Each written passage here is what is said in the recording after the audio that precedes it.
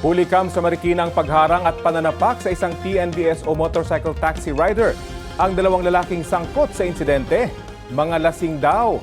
Balitang hatid ni EJ Gomez.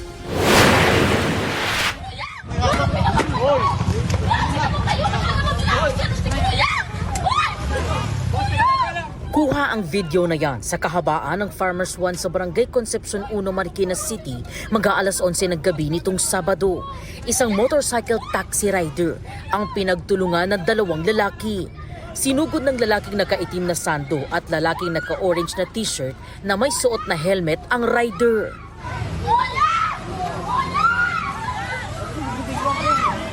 Nagpambuno sila hanggang sa bumagsak sila sa kalsada. May ilang sumubok umawat. Bigla na lang po nagsuntukan. Di ko na po alam sino nauna kasi nakita na po namin maraming tao eh. Umawat sila lahat. Yung pasahero po sumisigaw na hindi naman po wala po sinasabi si kuya. Pasahero po niya yung babae. Babae, umawat siya. Kinumpirma ng Marikina Police na pasahero ng 33 anyos na rider ang babaeng sumisigaw at umaawat sa gulo.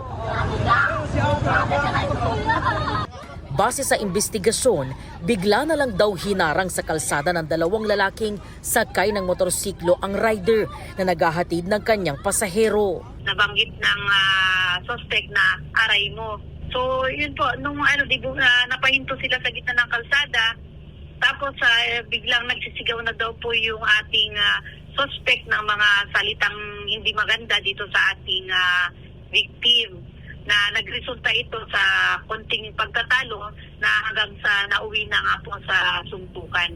Ang mga suspect na pag-alamang lasing ayon sa pulisya, nagtamo ng mga sugat ang rider. Yung ating victim po ay nagtamo po ng suntok sa kanyang batok, sa liig at saka sa mukha, at yun nga po nagpa-check up po siya. Susi sa pagtunton sa mga tumakas na suspect ang plate number ng ginamit nilang motorsiklo na napikturan ng babaeng pasahero ng rider.